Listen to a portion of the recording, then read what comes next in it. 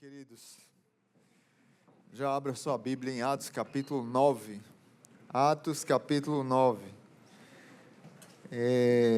Semana passada nós concluímos a série de família e hoje nós vamos dar retorno à segunda temporada da série Proclamação, baseado no livro de Atos. Ano passado nós pregamos a primeira temporada do capítulo 1 até o capítulo 8 e hoje a gente inicia do capítulo 9 e provavelmente a gente vai até o 20 e para o ano que vem a gente conclui o livro de Atos. Por que a gente fez assim, dividido? Porque a nossa igreja não tem costume de pegar um livro grande como o de Atos, 28 capítulos, e pregar uma série, daria mais ou menos um ano, se a gente fosse pregar o ano todo. Então, como a gente não tem costume, a gente preferiu fazer em 3 momentos. Então, hoje a gente inicia com o tema a conversão de Saulo. E Atos capítulo 9, verso do 1 ao 9. Diz assim a palavra de Deus. Enquanto isso, Saulo ainda respirava ameaças de morte contra os discípulos do Senhor.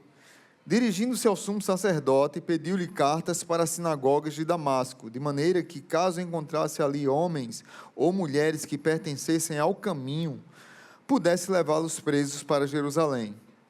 E indo no caminho, aconteceu que, chegando perto de Damasco, subitamente o cercou um resplendor de luz do céu.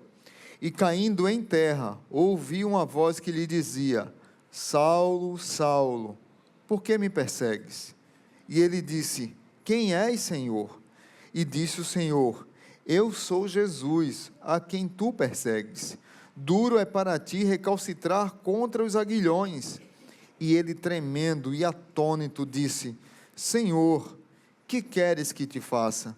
E disse-lhe o Senhor: Levanta-te e entra na cidade, e lá te será dito o que convém fazer. Os homens que viajavam com Saulo pararam emudecidos, ouviam a voz, mas não viam ninguém. Saulo levantou-se do chão e, abrindo os olhos, não conseguia ver nada.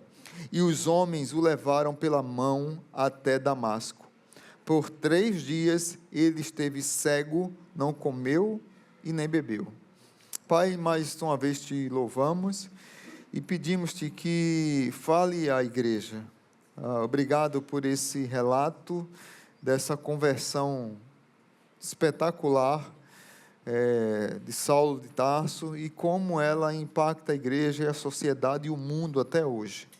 Nós te louvamos e pedimos que o Senhor nos abençoe, no nome de Jesus. Amém. Antes de seguir, só para os irmãos se situarem, Saulo é o nome hebraico dele, aramaico, hebraico, uns dizem que é aramaico, outro hebraico, por isso que você está vendo aqui Saulo, mas quando você vê no decorrer da carta, ele em muitos momentos vai ser chamado de Paulo, que é o nome grego dele, que é o nome grego e romano, né?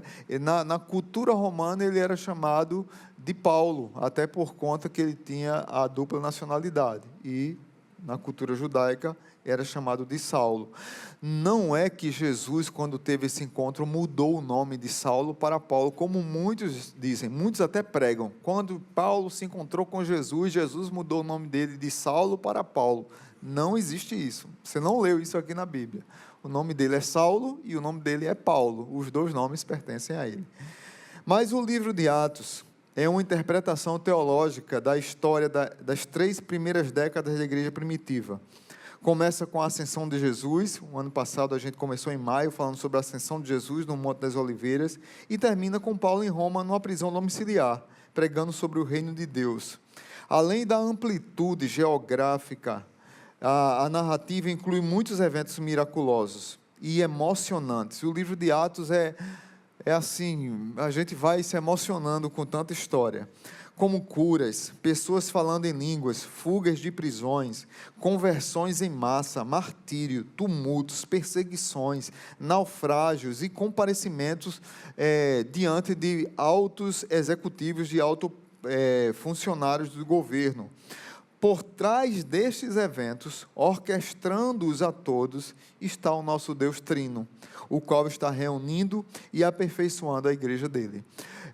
O ano passado a gente falou aqui para vocês que o livro de Atos poderia ser chamado assim, Atos do Senhor Jesus Cristo, através dos apóstolos, pelo poder do Espírito Santo. Então, quando iniciamos essa série, o ano passado, a gente tratou alguns temas. Falamos sobre a igreja de Jerusalém, lá no início, a ascensão de Jesus, a escolha de Matias como apóstolo no lugar de Lucas. Depois falamos sobre o dia de Pentecostes, a cura de Pedro curou um coxo, perseguição à igreja. No capítulo 5, a mentira de Ananias e Safira, que os levou à morte, a escolha dos diáconos em Atos capítulo 6, a morte de Estevão, o apedrejamento de Estevão em Atos capítulo 7, a história do eunuco com Filipe em Atos capítulo 8, e hoje, iniciando a segunda temporada, com Paulo, a conversão de Saulo. Então, eu quero trazer 3 lições aqui para vocês, olhando para esse texto. Primeiro, que Saulo era um homem perdido no caminho religioso. Do verso 1 ao 2, Lucas, o autor de Atos, descreve o seguinte: enquanto isso, Saulo ainda respirava ameaças de morte contra os discípulos do Senhor. Dirigindo-se ao sumo sacerdote, ele pediu cartas para as sinagogas de Damasco, de maneira que, caso encontrasse ali homens ou mulheres que pertencessem ao caminho, pudesse levá-los presos para Jerusalém. Damasco ficava aproximadamente 210 quilômetros de Jerusalém. Damasco fica na Síria, e Paulo, ele decide, como um líder da igreja, ele decide perseguir a igreja. Então, é tão interessante que quando você vê Atos capítulo 7, Estevão está sendo apedrejado, no final de Atos capítulo 7, e Estevão ora assim, Senhor, perdoa, porque eles não sabem o que fazem. Quem foi que falou isso? Jesus Cristo. Estevão, quando estava sendo apedrejado, perseguido pelos religiosos da época, ele fez a mesma oração, e diz a Bíblia que pegaram as roupas de Estevão e colocaram aos pés de um homem chamado Saulo. E era um jovem chamado Saulo, um líder dentro da cultura judaica, provavelmente um rabino, e quando colocava os pés, aos pés dessa pessoa, significava que ela era um líder. Mas se você for lá no capítulo 8, se você quiser ir comigo, capítulo 8 de Atos, versículo 2 e 3, diz assim: alguns homens piedosos sepultaram Estevão e fizeram por ele grande lamentação. Saulo, por sua vez, devastava a igreja, indo de casa em casa, arrastando homens e mulheres, e os lançava na prisão. O apóstolo Paulo, o Saulo, esse homem que aqui está se encontrando com Jesus, era um homem que devastava a igreja, ele respirava ameaças de morte contra a igreja. Alguns estudiosos comparam a ira dele à mesma palavra que é usada para ira lá em Provérbios, que é de fungar o nariz.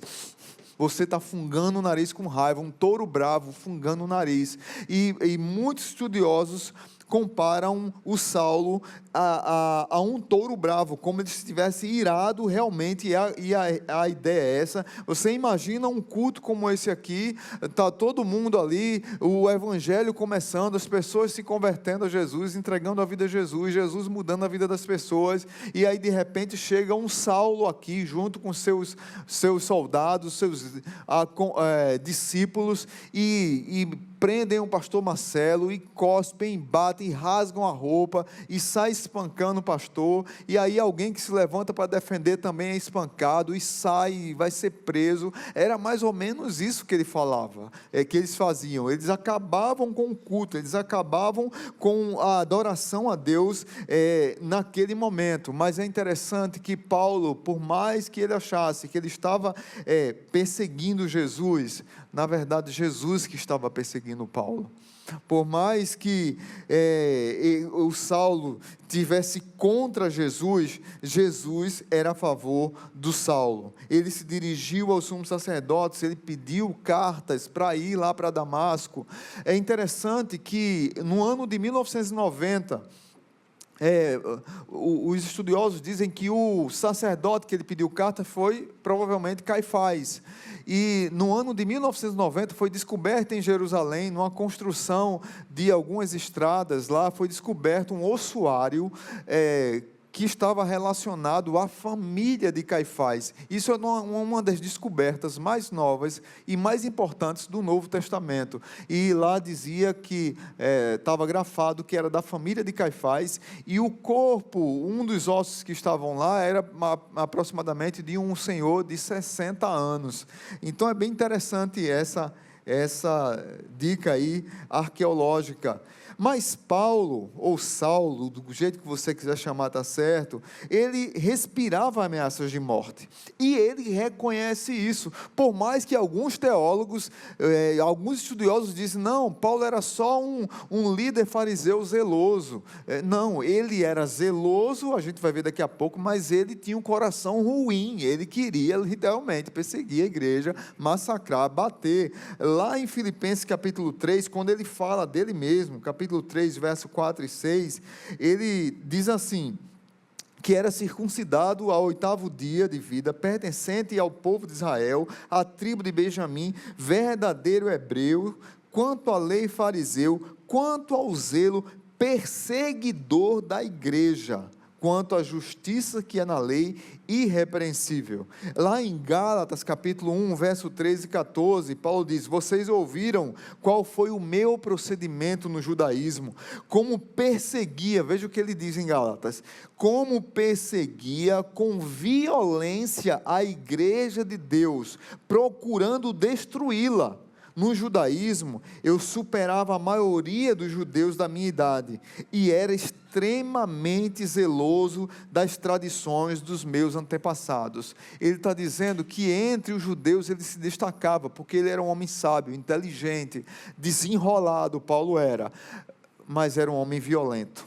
Saulo era um homem violento. Talvez ele pensasse, para defender esse zelo todo doutrinário que ele tinha, aqueles que eram do caminho, que estavam pregando uma nova mensagem, ele tinha um zelo contra esses, porque talvez ele se lembrou da história de Finéias, lá em Números capítulo 25, que o povo de Israel estava se prostituindo, estava casando com pessoas de outras tribos, e Deus não queria, e aí tinha um casal lá que estava numa vida promíscua, e Finéias matou os dois, e Deus evitou que uma praga chegasse no povo dele, diz lá no Salmo 106, verso 30, por causa do zelo com Deus de Finéias.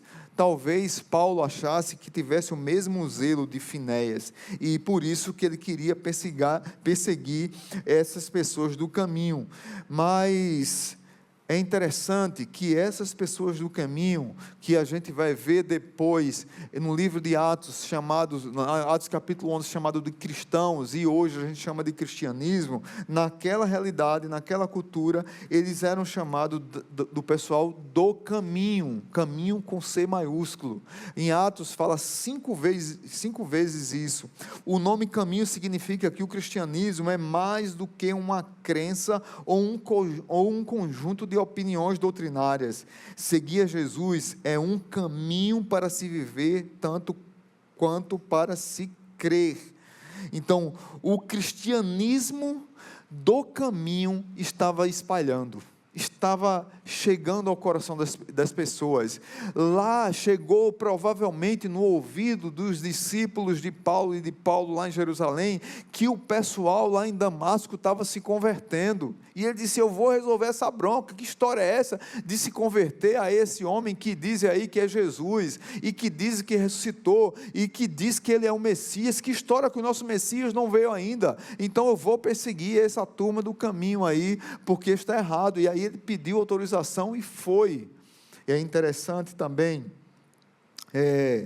que essa distância de 5 dias, 6 dias mais ou menos, 210 quilômetros mais ou menos, a Bíblia também não diz que Paulo caiu do cavalo. Você não leu isso no texto.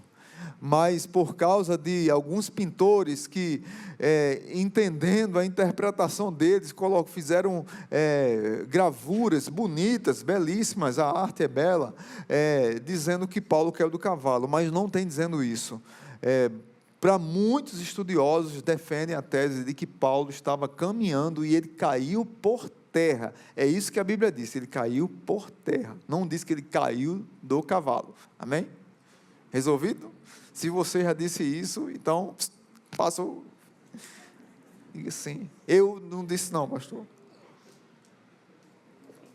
E a primeira lição foi que Paulo era um homem perdido num caminho religioso. Segundo, que ele teve um encontro pessoal com Jesus, com Cristo. Verso 3 ao 6. E indo no caminho, aconteceu que chegando perto de Damasco, subitamente o cercou um resplendor de luz do céu, e caindo em terra, olha aí o texto, verso 4, e caindo em terra, ouviu uma voz que lhe dizia: Saulo, Saulo, por que me persegues? E ele disse: quem és, Senhor? E disse o Senhor: eu sou Jesus, a quem tu persegues. Duro é para ti recalcitrar contra os aguilhões. E ele, tremendo e atônito, disse: Senhor, que queres que faça? E disse-lhe o Senhor: levanta-te e entra na cidade, e lá te será dito o que te convém fazer. Então, subitamente, um resplendor de luz do céu chegou, brilhou na frente de Paulo, e junto com seus soldados, e ele ouviu uma voz. Esse evento foi incomum e espetacular. Aí você disse: mas por que, pastor, se aqui o texto não está bem claro?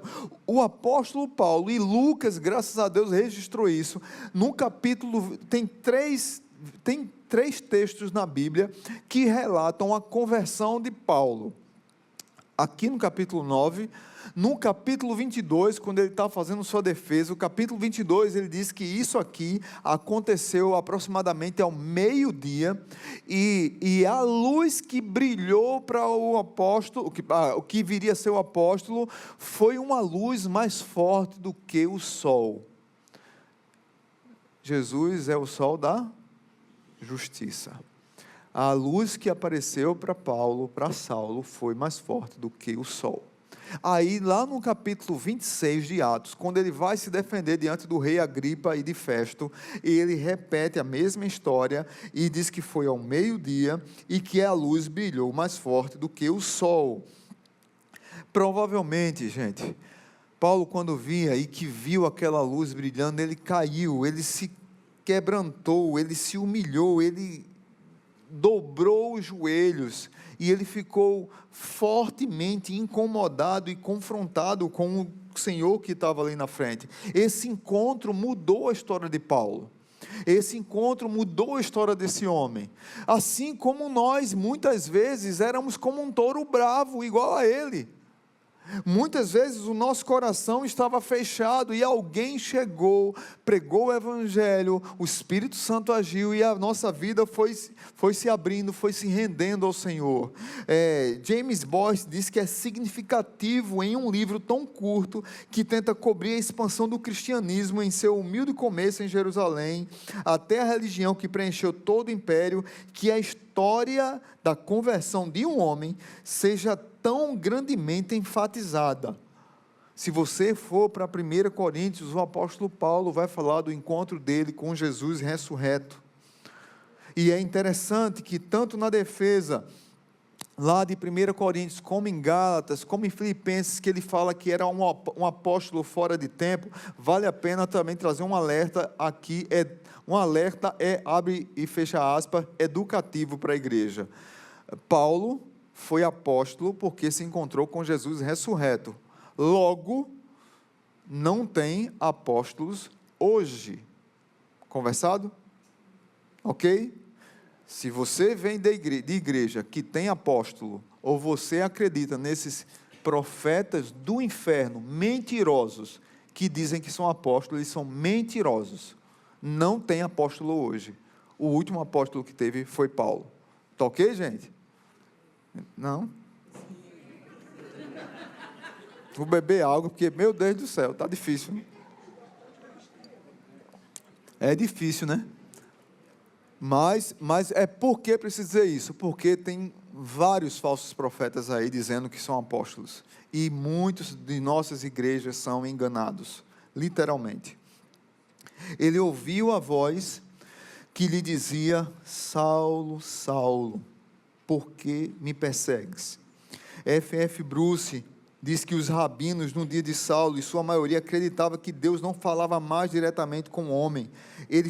O que ele tinha feito foi através dos profetas. Mas aqui, Saulo está dizendo, e é registrado por Lucas, e depois você vê em outros textos, que ele está confirmando que Jesus foi em sua busca, estava no seu calço, Jesus o encontrou, e Jesus disse: Saulo, Saulo, e ele repete 2 vezes, e isso tem uma característica para a cultura judaica de falar com emoção, de falar com compaixão.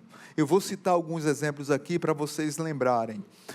Abraão, lembram em que contexto foi isso? Quando ele estava ia sacrificar o seu filho Isaque, e Deus falou: Abraão, não precisa, está aqui o animal, libera teu filho. Moisés, quando Deus o convoca na sarça ardente.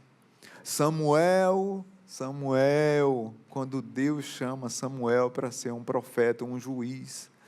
Marta, quando Marta estava com o coração inquieto, querendo que tudo tivesse resolvido da melhor forma possível, e Maria, de vez de estar lá ajudando ela a lavar os pratos, fazer a comida, aí Jesus diz assim: Marta, acalma o coração, Marta. Mas também não para aí. Jesus, quando se refere a Jerusalém, ele diz: Jerusalém, como eu queria juntar você debaixo das minhas asas, como a galinha junta os seus pintinhos, mas vocês me negaram, vocês não quiseram. Queridos irmãos, Deus, através de Jesus, fala para Paulo com muito carinho, com muito zelo, confrontando esse coração que provavelmente já estava com a mente lá sendo confrontada por Deus desde quando Estevão morreu, e que orou por aqueles que estavam lhe apedrejando. Mas esse touro bravo aqui, ele foi amansado pelo leão da tribo de Judá. Esse touro bravo que estava furioso, o aguilhão chegou nele para quebrantá-lo diante de Deus. Ontem eu estava no aniversário da igreja que me enviou para o seminário, Igreja Batista Cristã, 74 anos. E naquela ocasião, o pastor deu a oportunidade de cada um de nós que saímos de lá e fomos pastor dar uma palavra. E teve uma palavra bem interessante do irmão Francisco, que hoje é pastor lá na igreja de Serra Rosado. O Francisco contando uma história de uma época, não sei se tem hoje mais ainda, mas teve uma época que ficou muito na moda uma maneira de evangelizar chamada evangelismo explosivo.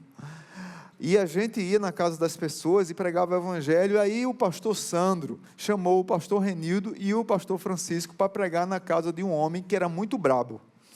E o pastor chamou os dois e disse: olha, eu não vou só, eu fui chamado, mas eu não vou só. Vocês vão comigo. Coisas do pastor Sandro, quem conhece ele sabe. Ele disse: não vou só, vocês vão comigo. Ele é brabo, ele gosta de usar facão para dar nas costas das pessoas. Ele tem revólver, mas a gente vai lá pregar o evangelho para ele. E aí o irmão Francisco disse: pastor, isso não vai dar certo, pastor.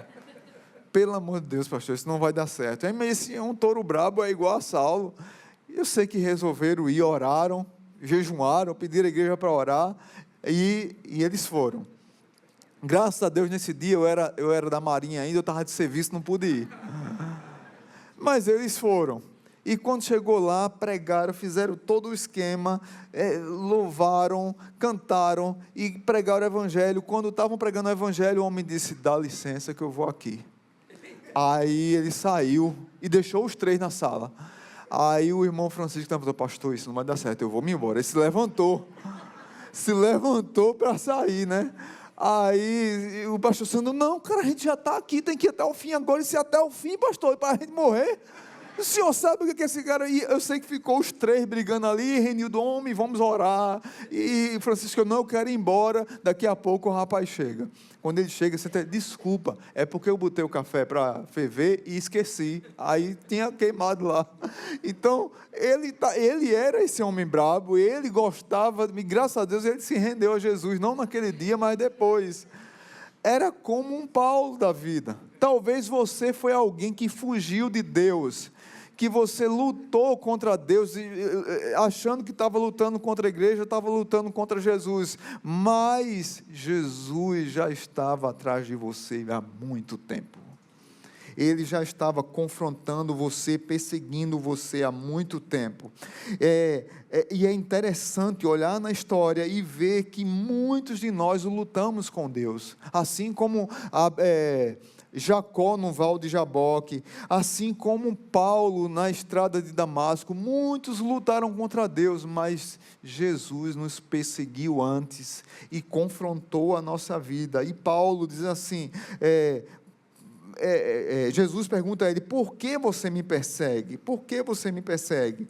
E Paulo fica ali alucinado com aquela experiência, encontrando o Senhor. Como diz F.F. Bruce, a salvação é sempre uma obra de cima para baixo. Eu lembro de ter uma música de Estênio Márcio, que na verdade está relacionada a João capítulo 6, verso 7, quando os soldados vão atrás de Jesus, e quando chegam perto de Jesus, eles são confrontados com a doce voz de Jesus, com o jeito de Jesus, e eles voltam quebrantados. A Estênio Márcio escreveu uma música chamada Máscaras no Chão. É uma música linda, irmãos. Eu vou tentar cantar aqui, viu? Vocês não ligue para a minha voz, que eu vou aqui fazer o teste aqui com a turma de Eliseu, segunda-feira, dia 16, né? Dia 16 vai ter aqui, começar a oficina de voz. Mas a música diz assim: ninguém jamais falou como este homem, eu fui prendê-lo e voltei liberto. Ninguém chegou tão perto, tocou minhas feridas. Ninguém falou assim da minha vida. Ninguém jamais falou como este homem. Em seu olhar, paixão e autoridade, nos gestos, santidade, fiquei envergonhado. Eu fui para ferir, voltei curado. Ninguém jamais falou tantas verdades, rasgando o véu das todas vaidades. Achava-me tão forte, perdi o sul e o norte, as máscaras caíram, rolaram pelo chão, a vida em suas palavras mudei naquele instante. Eu nunca mais serei o que era antes. Ninguém jamais falou como este homem. Eu fui para algemá-lo, fiz-me servo. As armas já não quero, me basta o seu nome. Ninguém jamais falou como este homem. É linda, né, gente?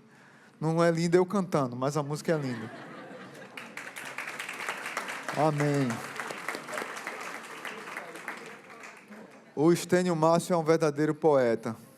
E aqui, abrindo e fechando parênteses, rápido, estejam orando por ele. Ele está bem doente, uma crise aguda de depressão, precisou parar de cantar nas igrejas, e passou um tempo em Goiás, e está começando a melhorar agora. Esteja orando por esse grande poeta da música brasileira. Mas ninguém jamais falou com esse homem, como esse homem. Nós também tínhamos o coração enraivecido, era difícil pregar para a gente, mas alguém chegou, pregou o Evangelho e mudou a nossa história. Paulo diz: quem és, Senhor? Que queres que eu faça? Essa pergunta muitos de nós não queremos fazer. Foi feita uma pesquisa sobre perguntas que alguém quer fazer se tiver um encontro com Deus. Veja as respostas. As perguntas que as pessoas queriam fazer se tivesse um encontro com Deus: haverá um dia de paz eterna no mundo? Como eu posso ser uma pessoa melhor? O que o futuro reserva para a minha família e para mim? Haverá um dia uma cura para todas as doenças? Por que existe sofrimento no mundo? Queridos, vejam que todas essas perguntas, as respostas são claras na Bíblia. Não precisa a gente ter um encontro espetacular, miraculoso com Deus, já está na palavra de Deus. Mas o problema é que nós não queremos fazer as perguntas certas, porque nós também não queremos, muitas vezes, fazer o que é certo. Paulo estava ali, humilhado, quebrantado, e ele perguntou: Senhor, o que queres que eu faça? Eu lembro de Isaías, no capítulo 6, quando morre o rei, e Isaías diz assim, há uma conversa na Trindade: a quem enviarei, a quem há de ir por nós? Isaías diz assim: eis-me aqui, envia-me a mim. Foi mais ou menos essa pergunta que Paulo quis fazer. Muitas vezes a gente quer colocar a pergunta no plural: o que é o que o Senhor quer que nós façamos? Não, quem teve um encontro com Jesus ali foi Saulo, e Saulo fez a pergunta: o que queres que eu faça? Jesus disse para ele: duro é para você recalcitrar contra os aguilhões. O que é aguilhão? Aguilhão é uma vara com a ponta fina, que os touros, para carregar as carruagens ou para arar a terra, eles muitas vezes queriam se desviar do caminho, e o dono, o fazendeiro, taca o aguilhão nas costas do touro para ele voltar para o caminho certo, para ele ir para onde deveria ir. Paulo já estava com o aguilhão da graça. Paulo, como um touro brabo, já estava recebendo a flechada, o aguilhão da graça de Deus, desde a morte de Estevão. Provavelmente Paulo também, mesmo jovem, foi um daqueles que viu a crucificação de Jesus, ouviu o julgamento de Jesus, o falso julgamento feito por Caifás. Provavelmente Paulo estava nesse meio, viu tudo, e o aguilhão da graça de Deus estava lá ferindo Paulo, e Paulo se rende diante do Senhor Jesus no caminho para Damasco. Não adianta recalcitrar, e recalcitrar é ser rebelde, é dar coice, é achar que você é o dono do seu caminho. Não, quando Jesus te encontra, Ele te põe no chão, Ele muda a tua história, Ele renova a tua vida, e Ele te chama para servi-lo e para proclamar esse Evangelho a toda criatura. Foi assim que aconteceu com Paulo, foi assim que aconteceu com a minha vida, foi assim que aconteceu com a sua vida. Esse desconforto que Deus coloca no nosso coração, eu costumo dizer que é o desconforto da graça. É a gente vendo a história acontecendo, e Deus vai desconfortando o nosso coração até que a gente se renda a Ele. Queridos, só para recapitular aqui: primeiro, Paulo era um homem perdido no caminho religioso. Segundo, ele teve um encontro pessoal com Cristo. E terceiro e último, foi o início de uma nova história. Versos 7 ao 9 diz que os homens que viajavam com Saulo pararam emudecidos. Ouviam a voz, mas não viam ninguém. Saulo levantou-se do chão e, abrindo os olhos, não conseguia ver nada. E os homens o levaram pela mão até Damasco. Por 3 dias ele esteve cego, não comeu e nem bebeu. Início de uma nova história. Os homens que viajavam com ele ficaram emudecidos. A experiência foi para esses homens incompreensível, porque eles viram o clarão, eles ouviam a voz, mas não compreendiam. Deus queria falar com Saulo, queria falar com esse homem, queria mudar a vida desse homem. Todos aqueles estavam ali, e aí os estudiosos dizem que todos aqueles que estavam ali, que viram essa cena, viram porque poderiam no futuro, e assim o fizeram, testemunhar do encontro de Saulo com Jesus. Saulo, que tinha os olhos fechados para Jesus, ele agora está cego, mas está enxergando Jesus.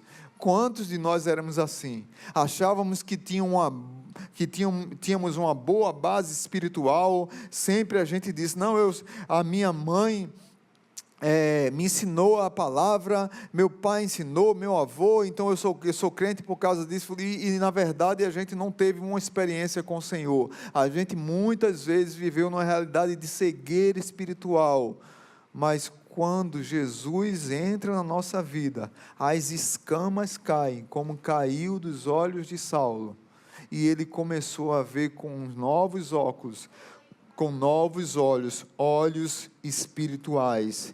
Esse homem não comeu nem bebeu por 3 dias. Nesses 3 dias de cegueira e privação, Saulo estava morrendo para si mesmo e renascendo para o Evangelho, renascendo para Jesus.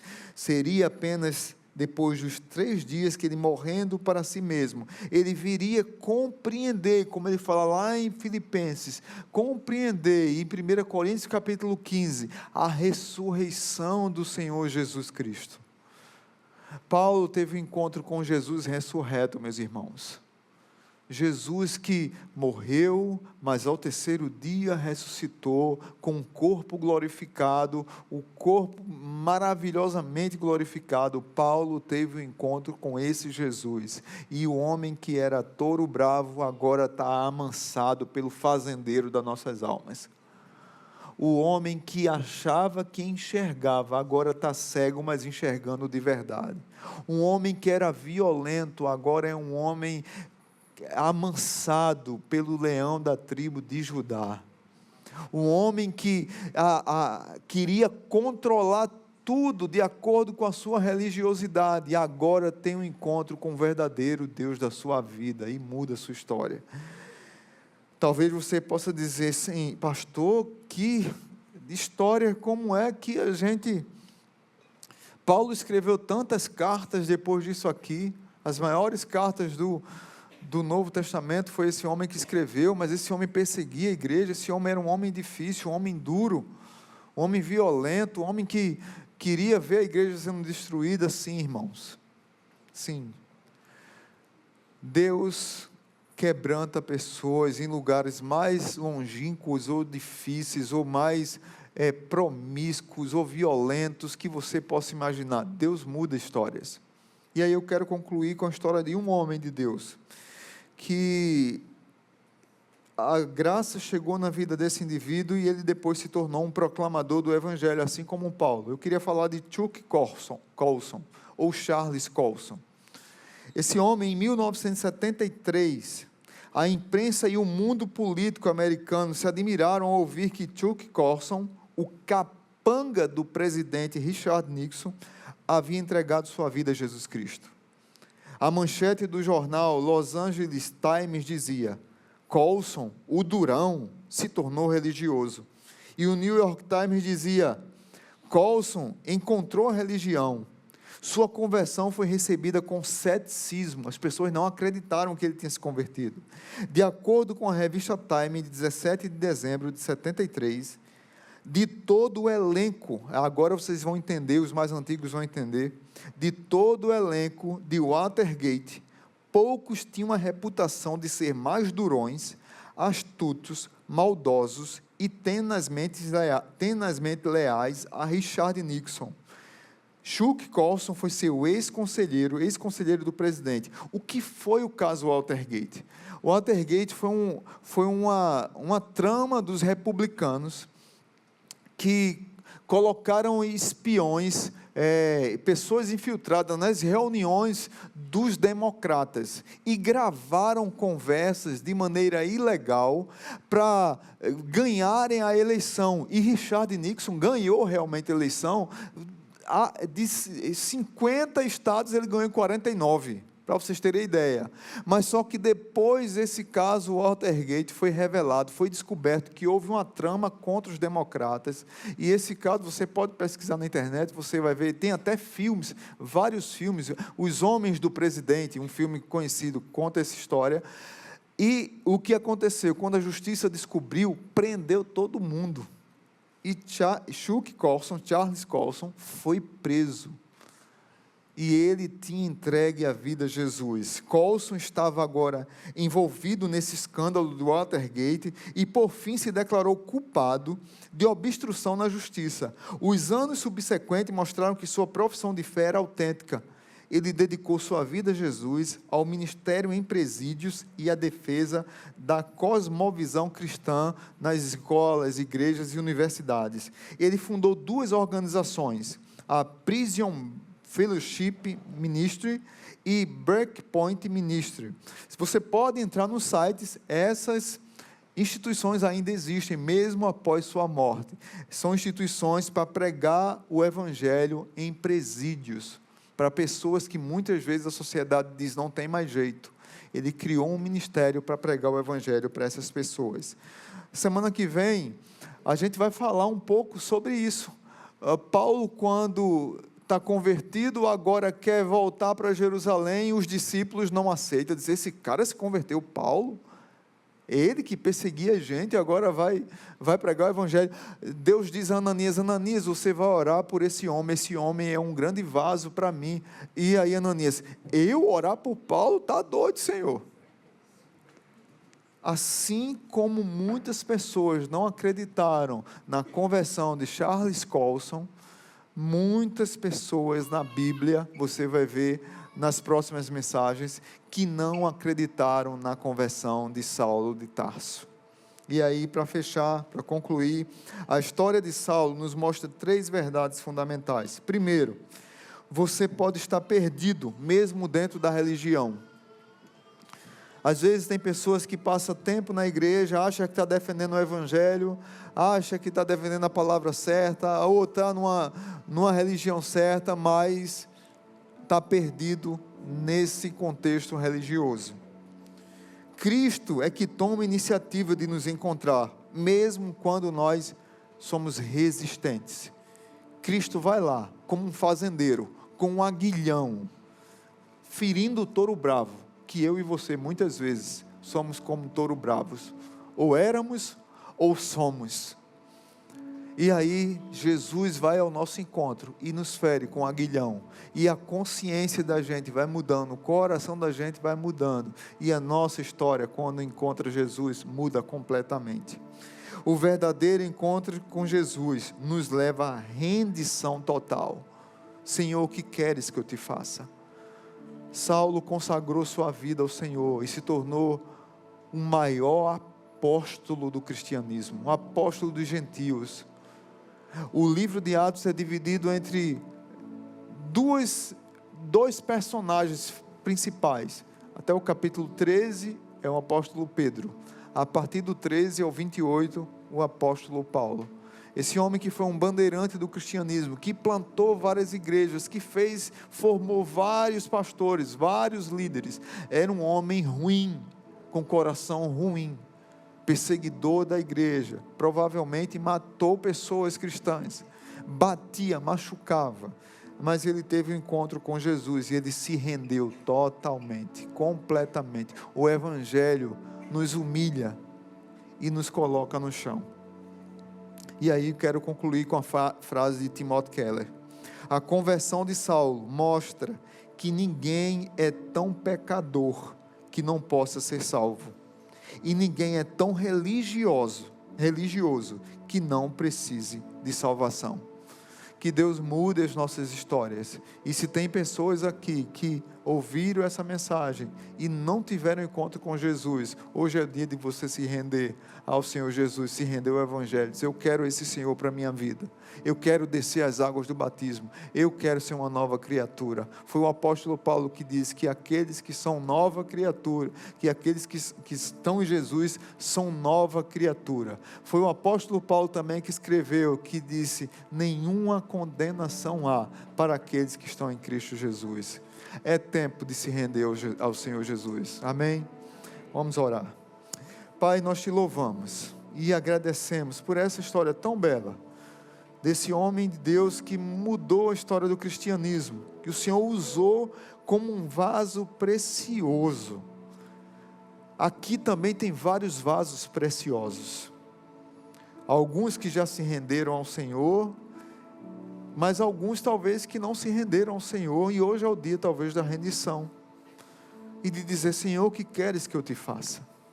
Pai, a minha oração é que o Teu Espírito confronte, conforte e console esses corações, e que eles possam se render à majestade da Tua palavra, ao poder do Teu Evangelho, ao aguilhão da graça do Senhor, que fere, mas que fere com amor, que fere para a mudança, que fere para a rendição.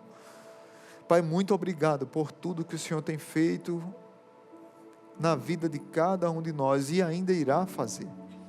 Que o amor de Deus o Pai, que a graça maravilhosa de Jesus e que a comunhão do Espírito Santo nos dê uma semana rica e abençoada. No nome de Jesus. Amém.